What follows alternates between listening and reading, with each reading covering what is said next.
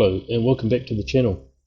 So something that I thought I would do while I was riding along, will give a small review of the Tyres, my new Garmin XT2 and the rally event, the TT2000, from my experience of participating in it.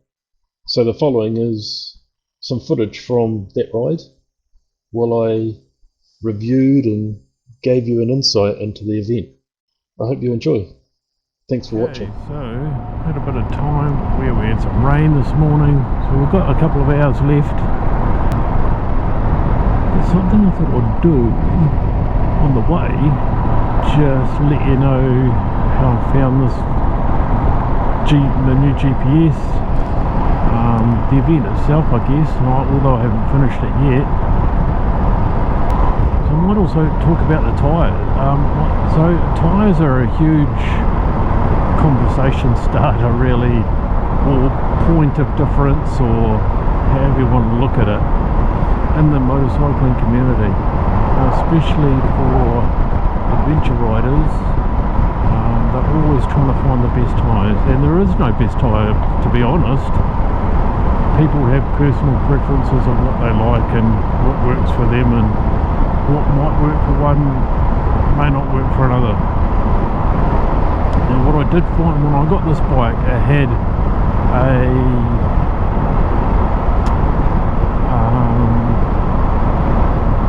Shinko tyre on the back. Now I don't remember what the front tyre was, it might come to me, but I had a Shinko 705 on the back, and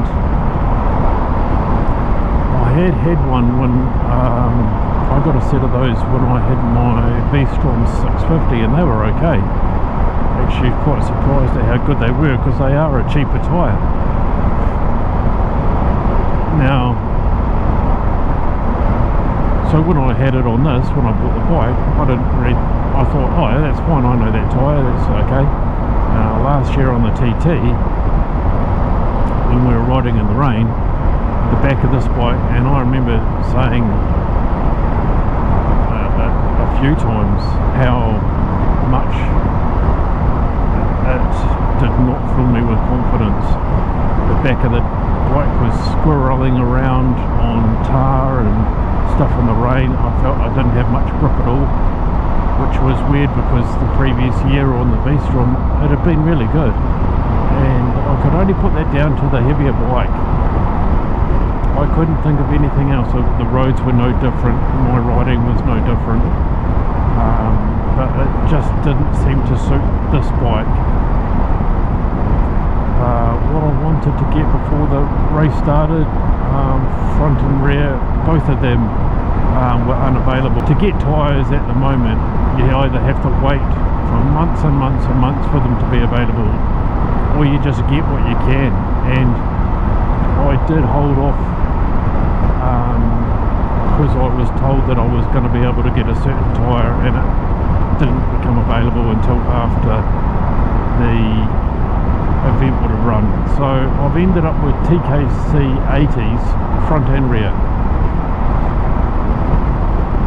and to be honest, I'm really impressed with them. Like on the gravel yesterday and that, they were very good.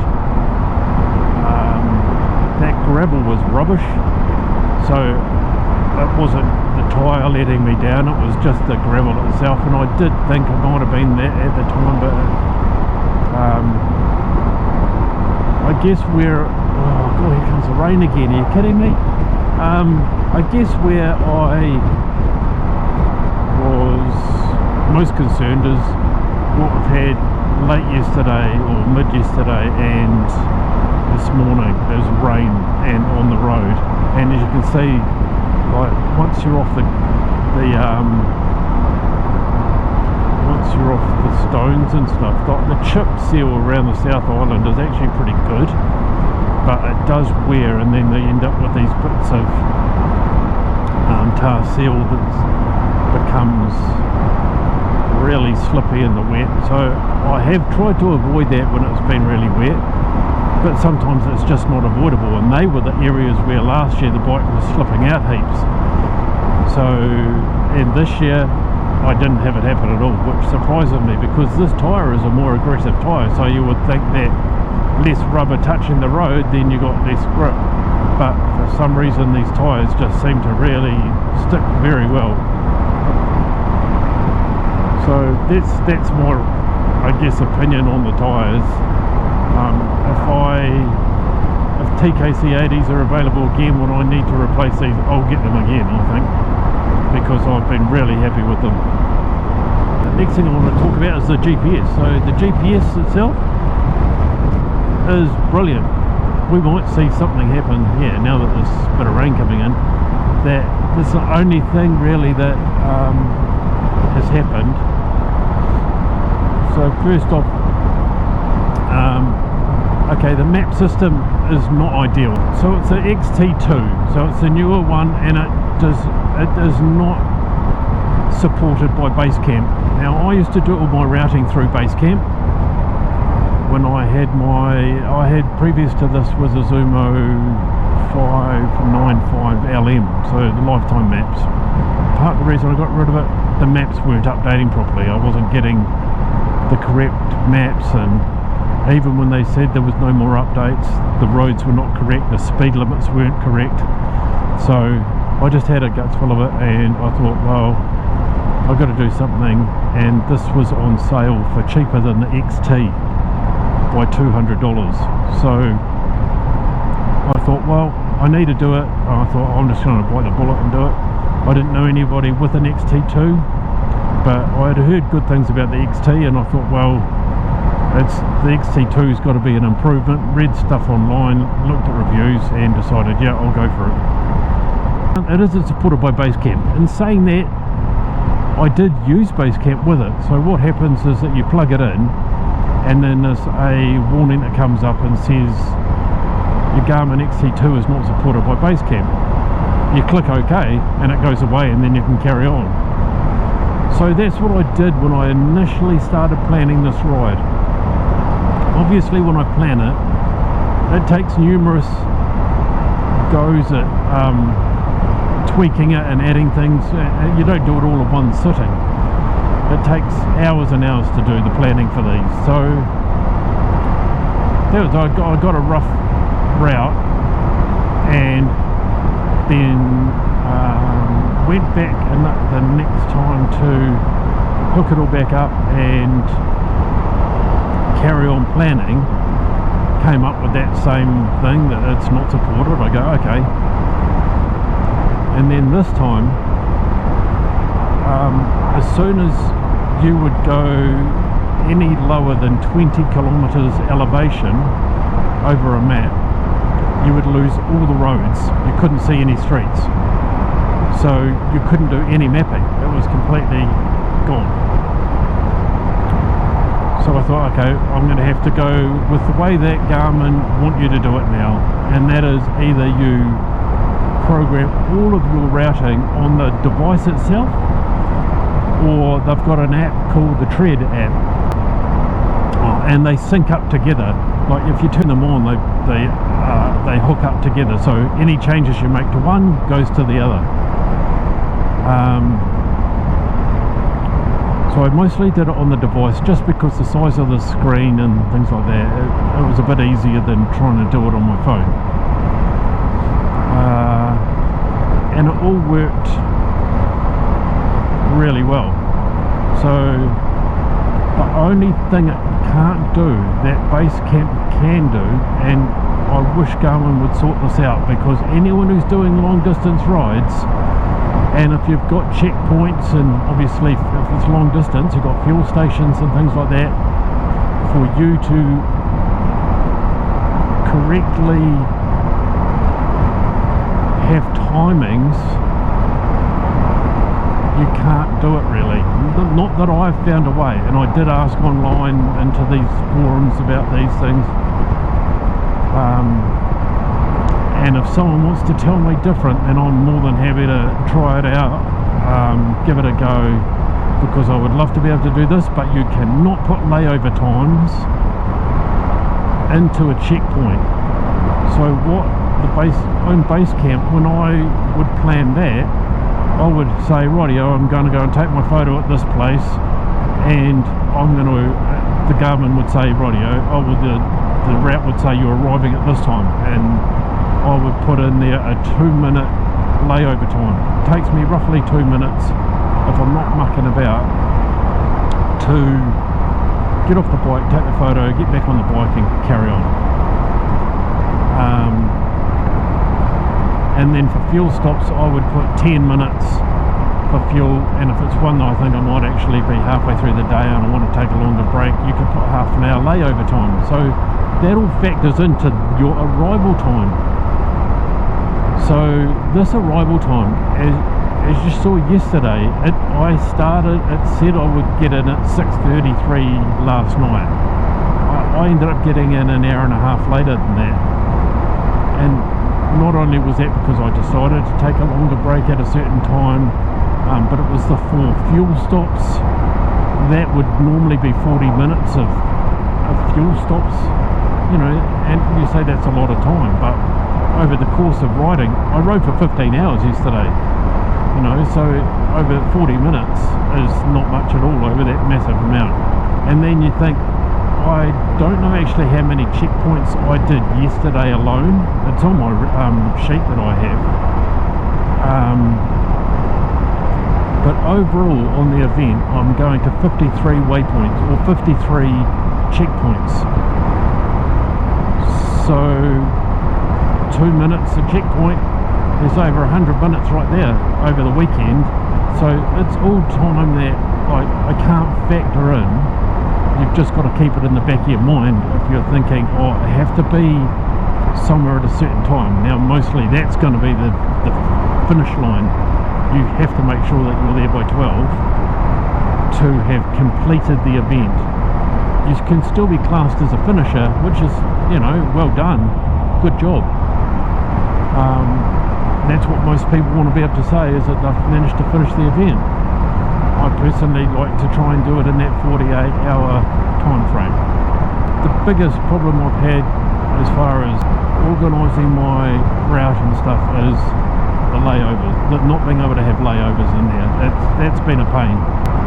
As far as how it's performed when I've been riding along and that, telling me where to go and things like that, that's fine. No problems whatsoever at all. It's been really good. It hasn't missed a beat. Where I had problems yesterday is in that heavy rain, and I had to take the camera off so you couldn't see it happening, I don't think. I'm pretty sure there was no footage. If there is, I'll put it in here.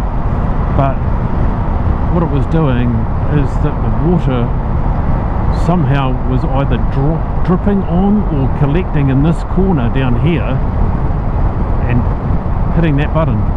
So that kept flicking up when I was trying to ride, and every time I would just hit the X and take it back, that would go again. Now I thought, well, it was on an area where I knew I didn't have any turns coming up immediately, albeit I didn't know how long that rain was going to last and how often that would happen. But my concern was that it might come in here and go edit route or stop, and then I'm going to have to put it back in, and then all that while I was dealing with trying to ride. So that happened, and that would be the only thing I would say it's done that is less than ideal while I've been out on the ride. I've not had any problems with it at all in any other way, and I have missed things as far as I've done it, like I did a checkpoint in a different order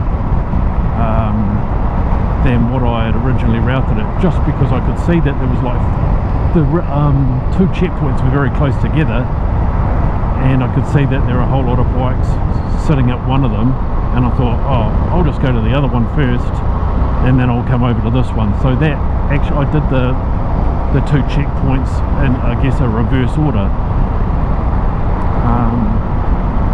and then a GPS just said, do you want to skip this one? So when I got to what would have been the second one. I went to it first, I got there and it said, do you want to skip the other one? And I just said yes. And so then it just corrected the route and let me carry on. That was fine. So that's what you really want. For it to be that easy, not a bit of a chore to try and miss things, and for it to keep telling you to turn around and go back to where you've missed it and stuff, that's been really good. I didn't have to put that in as a preference or anything like that. That's all just how it's programmed to suggest your route. The XT2 has been really good. The only thing is, I mean, you can never, on this event, you can probably, I can't even think I could guess how many times I've done this event and not had to ride in the rain. You invariably, I mean, you're in the deep south and you're on the west coast and things like that, so you get rain, even in summer. It might be summertime, but you always get some rain. So there's going to be nothing I can do about that screen changing, but outside of that, yeah, it's been really good. And I'm sort of used to creating the route on the device itself now as well.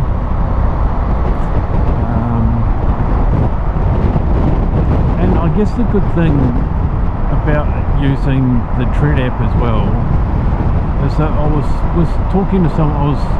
Yesterday when I was having my break, and I said to you I'd met up with this other guy. It was his first time doing the event, and he was like, oh, so whereabouts are you going from here? And I had my phone with me, so I just opened the app up, opened up my route, and I could show him the whole thing. It was as easy as that. It wasn't like a lot of these guys, like, they remember exactly where they're going in order, like they remember every checkpoint. Well, I'm sorry, I'm not that smart. I can't just memorize my full run sheet. That's why I print it out, I have it on a GPS, there's all these things, because I don't operate like that, I'm sorry.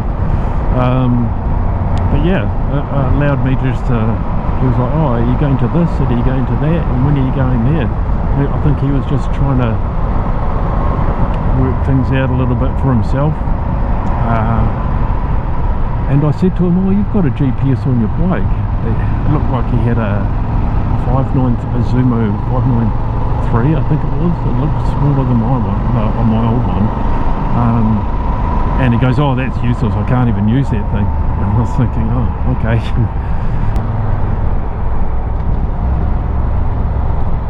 I mean, going back to the tyres, I mean, like, just going around here, like, I'm doing like 70k an hour.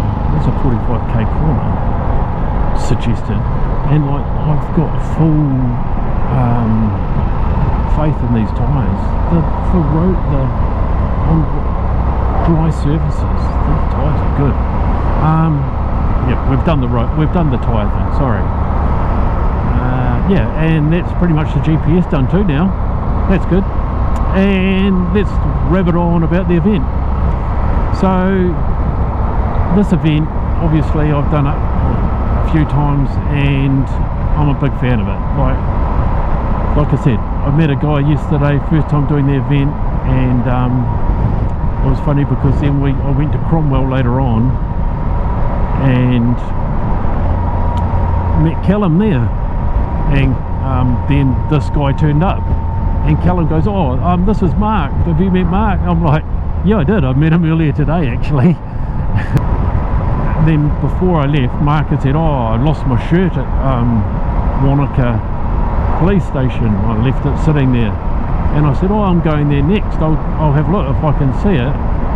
If it's still there, where are you staying tonight? And he said, oh, Te Anau, which is where I was staying. Different place, but I said, oh, if it's there, I'll pick it up and I'll flick you a text and I'll meet up with you and bring it to you. So it's just that camaraderie between the riders as well. Like, you could, like, at the start, I've got a bit of footage. I walked around. I don't know. I think I'll probably put it in the first video, like maybe. And but there was 260 odd entrants. Everyone's there just to enjoy the event, and they all get along together. There's no you're just a newbie, so we don't talk to you. There's none of that sort of stuff, eh? Like, you could walk up to any group of people and just start having a chat with them and ask them about their bike, and they'll just talk for days. You know, everybody would. Like, everybody's there for the same reason. You're all going to go through the same struggles over the weekend. It doesn't matter whether you're doing it for the first time or the 15th time. Everybody's on a level playing field before you start. You've all had the same opportunity to plan your ride, bring whatever you want with you to make you comfortable. Some people just pitch a tent on the side of the road both nights. When I first started, there's a guy who used to do I guess a shorter day on the Friday. I only ride for maybe 6 hours. Oh no, actually it'll be less than that. I think he used to ride for about 5 hours, 4 or 5 hours, and then he'd have a really good sleep, like he'd rest for like 10 hours, but then ride after that, ride from then to the end of the event. And he used to do about 3,000 kilometres rather than the 2,000 that are required. He used to ride about 3,000 kilometres and pretty much get every checkpoint that was on the... Like, they put out so many checkpoints now you couldn't get them all if you wanted. But this guy used to, at the time when they used to have less checkpoints that were available, he used to go and get all of them. Now, so there's people like that. There's people like me who just do a pretty standard amount of stuff, although like this year I've pushed out how many points I'm getting. Normally I don't really, I just make sure I've got enough points and then get a few extras just in case something happens. So this year the maximum points that you can get is 5,000, and hopefully by the time I've finished, and it'll be verification pending, but I've planned it that I get 5,000 points, so I've got the max amount of points. And I'm doing 2,100, well, just over 2,100 Ks.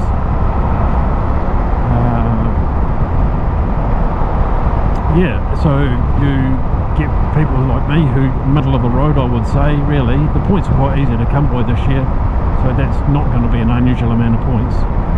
And then you get people who just want to get the bare minimum to say that they've done it. Now this year they actually had something called Riding the Beat. They, on the website, the TT2000.org website, they actually put a route up there that if you follow that route exactly as it was planned out, you get 2,000 points, 2,000 kilometres. So they've actually catered for everybody, because someone who's doing it for the first time, that is a brilliant thing to have available to you. I've never had anything like that when I first started doing it. Like, I've never seen them do that. This is year 15 of it, and that's the first time they've ever provided you a route for you to follow. Like, you could download the GPX file, put it in your GPS, and your planning is done, other than where you want to stop and rest and fuel. So you just look along there and go, oh yeah, how many Ks would I feel like doing the first day? Oh, 600, rightio, that'll get me to there. So I need to find some accommodation around that place. How many Ks does my bike do? 300 on, or 350 on a tank? Okay, I'll find something bang smack in the middle of there and just get a fuel stop along the way. So yeah, the planning for that would have been super easy. But that's the first time I've ever seen them do it. They're just trying to encourage people to give it a crack, you know, because it's addictive.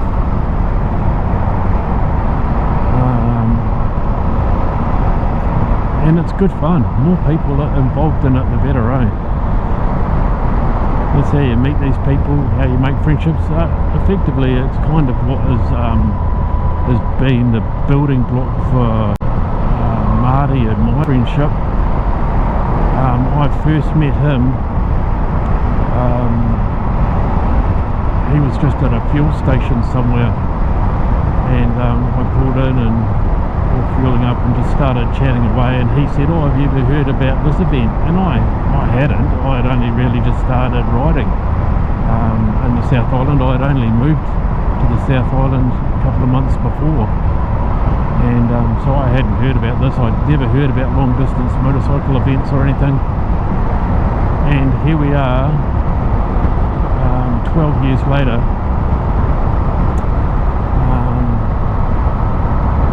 and we're still doing it. I missed 1 year due to work circumstances, and 1 year I had a DNF because of a mechanical problem with my bike. And the funny thing is, we've never done the event together, as in, like, we go there and we travel back together and we keep in touch throughout it, but we never actually do the event together. Every now and again our paths cross while we're doing it. That's my takeaway from this event. I think it's great, eh? I'd encourage people to come out and do it. And when you do, come and say hi. See, and there I say, "Oh no, we never do the event together." And here's Marty in front of me. Look at that. Just met him at the last checkpoint. Like, there's a few people there, but where we're going to, he's already been, but he's going to another one out this way that we will go to next. So it's just we're going to have to do a little detour, but that's cool.